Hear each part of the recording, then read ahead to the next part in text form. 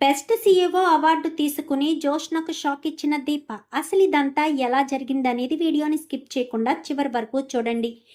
కార్తీక దీపం అప్కమింగ్ ఎపిసోడ్స్లో ఏం జరగబోతుందో ముందుగా తెలుసుకోవాలి అనుకుంటే వీడియోని లైక్ చేసి ఛానల్ని సబ్స్క్రైబ్ చేసుకుని పక్కనే ఉన్న బెల్ సింబల్లో ఆల్ పై క్లిక్ చేయండి. దీపే సుమిత్ర కూతురన్న విషయం సుమిత్ర తెలుసుకోవాలి అని మీరు కూడా కోరుకుంటే కామెంట్లో ఎస్ అని టైప్ చేయండి. మొత్తం మీద చూసుకున్నట్లయితే సీఈఓని ఎవరిని చేయాలా అని ఆలోచిస్తుండగా జోష్న అయితే ఓటింగ్ పద్ధతి ద్వారా సీఈఓని ఎంచుకోవాలని దీప ఇటు జోష్నకు ఓటింగ్ పెడతారు. జోష్నకు 3 ఓట్లు, దీపకు 4 ఓట్లు రావడంతో నేను ఒప్పుకోనంటూ జోష్న గట్టిగా కేకవేసేసరికి, ఎందుకు ఒప్పుకోవు జోష్న, నువ్వే కదా ఓటింగ్ పద్ధతి ద్వారా ఓటింగ్ జరగాలి, సీఈఓని ఎంచుకోవాలి అని చెప్పావు అంటూ దశరథ్ మాట్లాడిన మాటలకు, దశరథ్ మాట్లాడింది కూడా నిజమే కదా జోష్న, ఏమో ఈసారి సీఈఓ పదవి దీపకే వరిస్తుందేమో, పోయినసారి కూడా దీపకే కథ వచ్చింది, అప్పుడు దీప కాదనుకుంది, ఇప్పుడు దీప కూర్చోవాలనుకుంటుంది, అయినా నీకు అవకాశం ఇచ్చాం కదా, నువ్వు ఆల్రెడీ చేసావు కదా, నీ సమర్థత మీద నీ సామర్థ్యం మీద మాకు బాగా నమ్మకం వచ్చింది, నువ్వు సీఈఓగా ఉండడానికి వీల్లేదు అని మేము నిర్ణయం తీసుకున్న తర్వాతే దీపను మేము చెప్పాము అని చెప్పి ఇంకా దశరథ్ చెప్తాడు. సరే దశరథ, నీ నమ్మకాన్ని నేనెందుకు కాదనాలి, సరే దీపనే సీఈఓని చేద్దామని దీపని సీఈఓ పదవికి కూర్చోబెట్టి దీప చేత సంతకం పెట్టించి దీప అని సంతకం తెలుగులోనే పెడుతుంది. ఇక మీదట అన్నీ కూడా ఏవైనా సరే ఇంగ్లీష్లో చెప్పినా ప్రతి క్షణం దీప పక్కనే ఉంటూ దీపను ప్రతి క్షణం చూసుకోవాల్సిన బాధ్యత నీదే కార్తీక్, తనకి చెప్పు, అర్థమయ్యేటట్టు చెప్పు, తనకి ఇంగ్లీష్ రాదు కాబట్టి నువ్వే సలహాదారుడిగా ఉండాలి అనేసరికి నేను ఒప్పుకోను అంటూ ఇంకా దీప జోష్న చెప్తుంది. నువ్వెందుకు ఒప్పుకోవు, దీపకు సలహాదారుడిగా కార్తీక్ ఉంటేను, అదేంటి బావ డ్రైవర్గా 1 నెల రోజులు ఉండాలి కదా, నా పెళ్ళి చేసేంత వరకు అని చెప్పనగానే, సరే శ్రీధర్ నిన్నొక మాట అడుగుతాను, తప్పుగా అనుకోవు కదా అనగానే, చెప్పండి మావయ్య గారు, కార్తీకు జోష్నకు పెళ్లి చేసేంత వరకు జోష్నతో ఉంటాను అని చెప్పాడు కాబట్టి కార్తీకు జోష్నకు పెళ్లి చేసేంత వరకు కూడా దీపకు నువ్వే సలహాదారుడిగా వ్యవహరించగలవా అనగానే, ఖచ్చితంగా మావయ్య గారు, అది నేను బాధ్యతగానే అనుకుంటున్నాను, నా తర్వాత నా కోడలికి సీఈఓ బాధ్యతలు అప్పగించడానికి ఎలాగా నేను పక్కనే ఉండి తనకు ఏం చేయాలో ఏంటో కార్తీక్ వచ్చేంత వరకు నేను చెప్తాను మావయ్య గారు, నాకేమీ అభ్యంతరం లేదు. మరి కాంచన అనేసరికి, దీపని సీఈఓని చేశారు అని చెప్తే కాంచన హ్యాపీగానే ఫీల్ అవుతుంది కదా, అయినా స్ట్రెస్ నాకేమీ ఉండదు కదా, దీప పక్కన ఉండి సలహాగా నేను చూసుకుంటాను అనేసరికి, సరే అని ఇంకా మరి పిఏని ఎవరిని పెడతావో అనగానే, అది చూస్తాను మావయ్య గారు, కాశీని అనుకుంటున్నాను అనగానే, కాశీ తప్పు చేశాడు కదా, కాశీ తప్పు చేయడానికి వేరే కారణం ఉంది, ఆ విషయం మీకు తర్వాత చెప్తాను అని చెప్పి శ్రీధర్ కాస్త చెప్తాడు. చెప్పేసరికి సరే అని ఇంకా దీప పదవిలో అంటే సీఈఓ పదవిలో కూర్చున్న తర్వాత ప్రతి ఒక్కటి కూడా శ్రీధర్ పక్క నుండి ప్రతి ఒక్కటి ఎక్స్ప్లెయిన్ చేస్తాడు. అది అలా చేయండి, ఇది ఇలా చేయండి అని చెప్పి దీప చెప్తూ ఉంటుంది. మావయ్య గారు మీరేమీ తప్పుగా అనుకోవట్లేదు కదా అని చెప్పాను. కానీ ఎందుకు దీప తప్పుగా ఎందుకు అనుకుంటాను అనగానే, అంటే అప్పుడు కాశీతో అలా మాట్లాడేసరికి కాశీకి కోపం వచ్చింది కదా, ఇప్పుడు నేను మీతో ఇలా మాట్లాడుతుంటే మీకేమైనా కోపం వస్తుందా అనగానే, కాశీకి ఉక్రోషం ఎక్కువ, తను కొత్తగా పిఏగా జాయిన్ అయ్యాడు కదా, మాంగారి దగ్గర పిఏగా పనిచేయడం తనకు నచ్చలేదు, అంతే తప్ప ఏమీ కాదు. నేను నీ దగ్గర పని చేయట్లేదు, నీకు సలహాదారుడుగా, అంటే నీకు తెలియని విషయాలు చెప్తున్నాను, నువ్వు చెప్పేవి అలాగే చేయమని చెప్తున్నాను. నేను దేన్ని చిన్నతనంగా అనుకోను దీప, ఎందుకంటే నేను కింద నుంచి పైకి వచ్చిన వాడినే కాబట్టి చిన్నతనంగా ఎప్పుడూ భావించను. నువ్వు అలసలు అలా అనుకోవద్దు, నా కోడలు నా కూతురు లాంటిదే కదా, నేను ఎప్పుడు తప్పుగా అనుకోను అనేసరికి, చాలా థ్యాంక్స్ మామయ్య గారు అనేసరికి, మొదట్లో నువ్వంటే నాకు ఇష్టం లేదు, కానీ ఇప్పుడు నువ్వు చేసే ప్రతి పని నాకు నచ్చుతున్నాయి అనగానే, ముందు మీరే దీప నా కోడలు అని ఎంతో గర్వంగా చెప్పుకుంటారు, ఆ విషయం మీకు ఖచ్చితంగా తెలుస్తుంది మామయ్య అనగానే, నాకు ఒకటి అర్థం కావట్లేదు దీప, నువ్వు కార్తీక్ ఏదో దాస్తున్నారు కదా, ఆ విషయం ఏంటనేది తెలియడం లేదు, తెలుస్తుంది మావయ్య, ఖచ్చితంగా తెలుస్తుంది. తెలిసిన రోజు మీరే ఆశ్చర్యపోతారు, ఆనందంగా సంతోషంగా ఉంటారు. ఆ రోజు తొందరలోనే ఉంది. బావ ఆ విషయాన్ని తొందరలోనే తీసుకురావడానికే ప్రయత్నం చేస్తున్నాడని దీప చెప్తుంది. సరే అని ఇంక ఇలాగే ఇంచుమించుగా ఒక జోష్న పెళ్ళి అన్నారు కదా, పెళ్ళి గురించి చూస్తూ ఉంటారు. ఇంక ఈలోపు దీప ఇంచులించులుగా అంటే కొంచెం తను చేయడాన్ని బట్టి ఇలా చేస్తూ ఉండేసరికి సీఈఓ అంటే అంటే కంపెనీల్లో ఉన్న ఈ రెస్టారెంట్లో అందరూ సీఈఓలు ఉంటారు కదా, సీఈఓలు అందరూ కూడా ఓటింగ్ పెట్టాలనేది నెల రోజుల్లోనే వచ్చేస్తుంది. నెల రోజుల్లోపే వచ్చేసేసరికి దీప సీఈఓ స్థానంలో ఉంటుంది. దీప, నీకు ఒక విషయం చెప్తాను, నీకు ఇది కష్టమే. ఇప్పుడు సీఈఓ స్థానంలో ఉన్న ది బెస్ట్ సీఈఓ అవార్డులు ఇస్తున్నారు. ఈ అవార్డు కనుక నీకు దక్కితే జోష్న కంటే నువ్వు చాలా రెట్లు గొప్పదానివని మా మామగారు ఒప్పుకుంటారు. ఒక పని మనిషి అంటుంది కదా జోష్న, ఆ పని మనిషి ఏంటో నీకు తెలుస్తుంది అనేసరికి, ఏంటి మావయ్య అనగానే, ది బెస్ట్ సీఈఓ అవార్డు నీకు రావాలి. అది సాధ్యమవుతుందా మావయ్య అనగానే, ఖచ్చితంగా సాధ్యమవుతుంది దీప అంటూ కార్తీక్ వస్తాడు.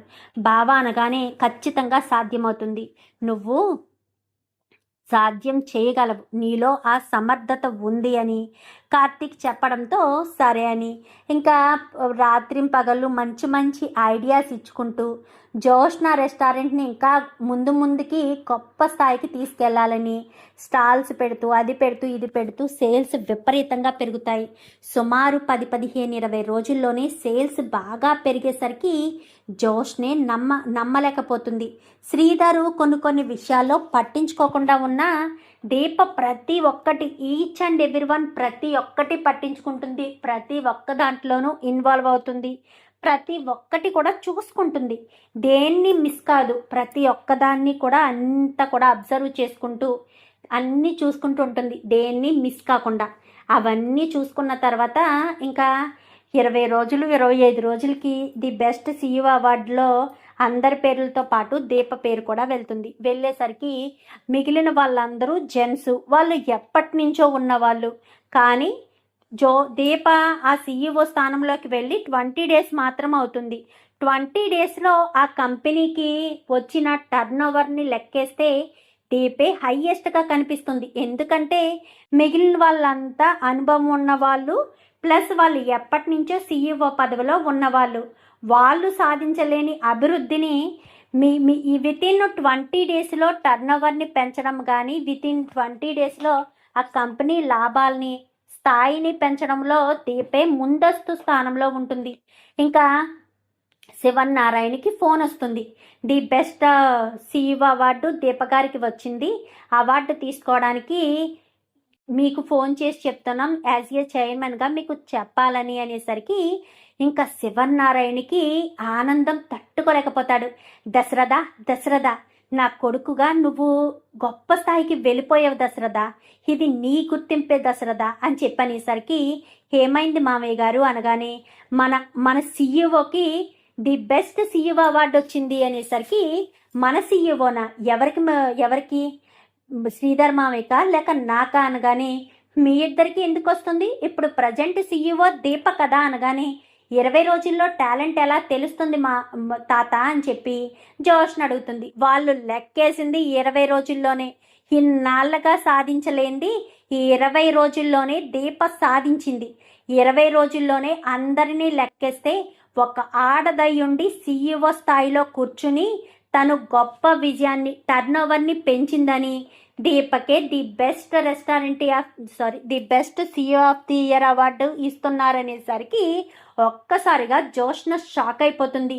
నిజంగా దీప చాలా టాలెంటెడ్ మామయ్య గారు. మనం ఎన్ని రోజులు దీపను ఒక వంట పని మనిషిలాగే చూసాము, తను ఒక కంపెనీకి సీఈఓ అయితే ఏ రకంగా ఉంటుందో ఇప్పుడు తెలుస్తుంది అని చెప్పి సుమిత్ర అంటుంది. దశరథ్ కూడా, నా నమ్మకం వమ్ము కాలేదు కదా మామయ్య గారు అని చెప్పాను. కానీ నిజమే దశరథ, నువ్వు చెప్పింది 100% నిజం. దీపను సీఈఓని చేద్దామనగానే కార్తీకు నువ్వు ఎందుకు ఒప్పుకున్నారా, దీపను సీఈఓని చేయడమేంటా అని ఆశ్చర్యపోయాను. కానీ ఎప్పుడైతే దీప సాధించింది అని ఆ అవార్డు వాళ్ళు ఫోన్ చేశారో నాకు ఆశ్చర్యం కలుగుతుంది. దీప చాలా గ్రేట్ అని నాకు అనిపించింది. నిజంగా సూపర్ అని చెప్పాలి అని. ఇంకా శివనారాయణ మాట్లాడి కాంచనకి ఫోన్ చేస్తాడు. అమ్మ కాంచన అని చెప్పాను కానీ, చెప్పు నాన్న, దీపకు ది బెస్ట్ సీఈఓ అవార్డు వచ్చిందమ్మా అనేసరికి, ఏంటి నాన్న మీరు చెప్పేది అనగానే, అవునమ్మా ఇప్పుడే ఫోన్ వచ్చింది కమిటీ దగ్గర నుంచి అనగానే, చాలా సంతోషంగా ఉంది నాన్న. దీప చదువుకోలేదు కదా, కంపెనీని ఏ స్థితికి తీసుకువెళ్తుందో అని అనుకున్నాను. మీరంతా నమ్మకంతో దీపని సీఈఓని చేశారు. అదంతా వర్కౌట్ అవుతుందా లేదా అని భయపడ్డాను. కానీ నిజంగా ది బెస్ట్ సీఈఓ అవార్డు దీపకు రావడం చాలా చాలా సంతోషంగా ఉంది, చాలా హ్యాపీగా ఉంది అనేసరికి, అదే కదా చెప్తున్నాను, ది బెస్ట్ సీఈఓ అవార్డు దీపకు వచ్చినందుకు నాకు చాలా గర్వంగా ఉంది.